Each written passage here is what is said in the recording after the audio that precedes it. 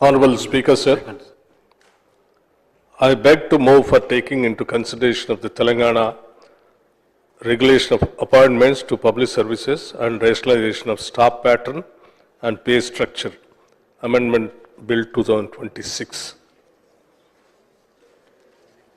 CM to move the motion for taking into consideration of the Telangana regularization of appointments to public services and rationalization of staff pattern and pay structure, Second Amendment Bill 2026. Deputy CM. Honorable Speaker, sir, I beg to move for taking into consideration of the Telangana regulation of appointments to public services and rationalization of staff pattern and pay structure, Second Amendment Bill 2026. Now discussion on those two bills. Minister.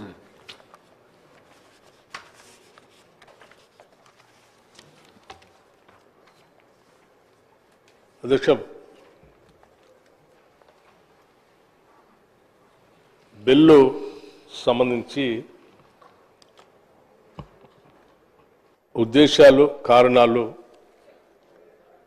సభ దృష్టికి తీసుకొని రావాలన్నటువంటి ఆలోచనతో అందశ్రీగా పిలువబడే అందే ఎల్లయ్య గారు తెలంగాణలోని సిద్దిపేట జిల్లాలో గల రేబర్తి గ్రామంలో జన్మించారు. అనాథ అయిన అతను పశువుల కాపరిగా ఎన్నో కష్ట నష్టాలను ఓర్చి ఒక ప్రసిద్ధ కవి మరియు గీత రచయితగా ఎదిగారు. ఆయనకి ఇటువంటి సాధికారిత విద్య లేకున్నా తెలంగాణ గ్రామీణ మరియు అణగారిన వర్గాల ఆశలు, పోరాటాలు మరియు స్ఫూర్తిని ప్రతిబింబించే ప్రతిభను కలిగి ఉన్నారు. అతనిచే రచించబడిన 3000 కవితలతో సహా అతను రచించిన జయ జయ హే తెలంగాణ అను గేయము తెలంగాణ ఉద్యమం సమయం నందు ప్రజలను ఉత్తేజపరిచి ఏకం చేయట్లో ప్రముఖ పాత్ర పోషించింది. అందువల్ల అతను గౌరవనీయమైన సాంస్కృతిక వ్యక్తికి ప్రతీకగా నిలిచి తెలంగాణ రాష్ట్రమంతటా అతని వారసత్వం కొనసాగుతోంది.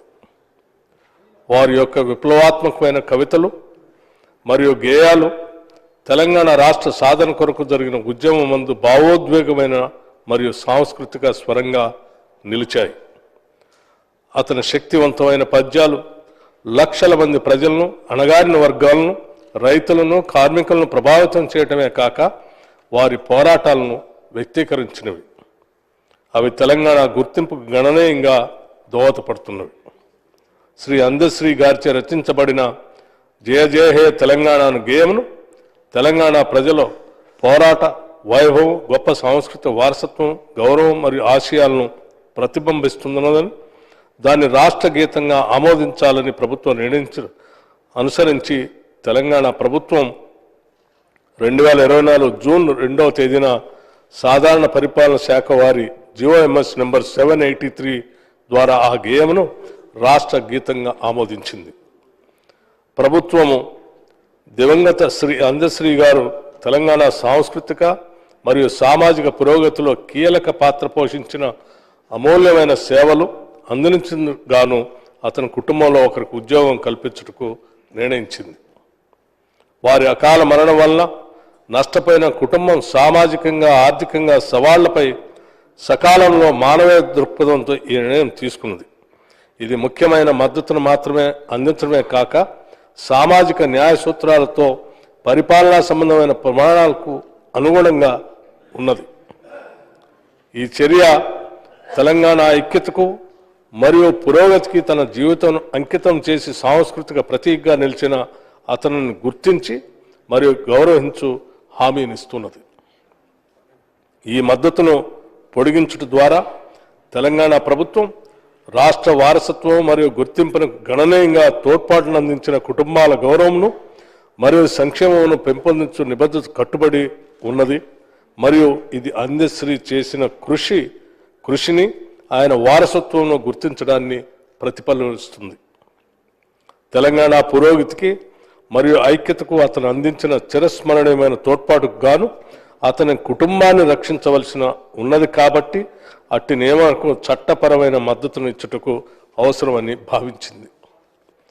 అయితే ఈ నియామకం అదేదనగా తెలంగాణ పబ్లిక్ సర్వీసుల నియామకముల క్రమబద్ధీకరణ మరియు సిబ్బంది తీరును వేతన స్వరూపమును హేతుబద్ధం చేయు చట్టము 1994లోని 2వ చట్టంలోని నిబంధనల క్రింద పబ్లిక్ సర్వీసులకు చేసిన నియామకములకు క్రమబద్ధత చేయుట అవసరంగా ఉన్నది.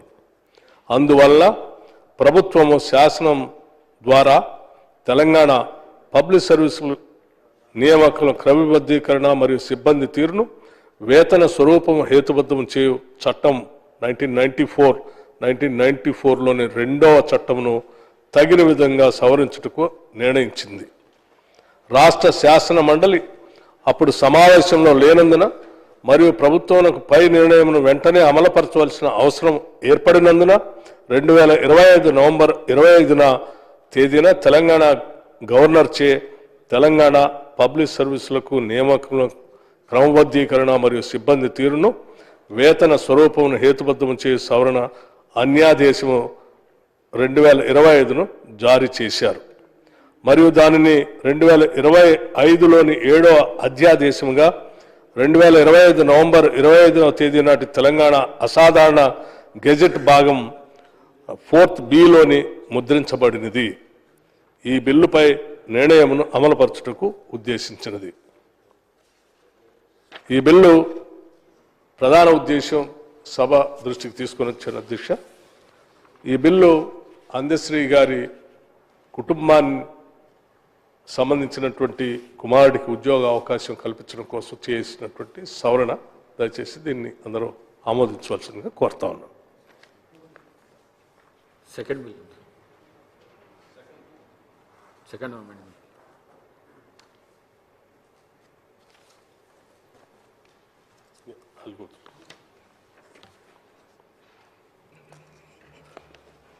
అధ్యక్ష, 2వ బిల్లు సంబంధించి బిల్ నెంబర్ 7 తెలంగాణ రాష్ట్ర ప్రజల సేవల నియామకాల నియంత్రణ మరియు సిబ్బంది నిర్మాణం వేతన సరళీకరణ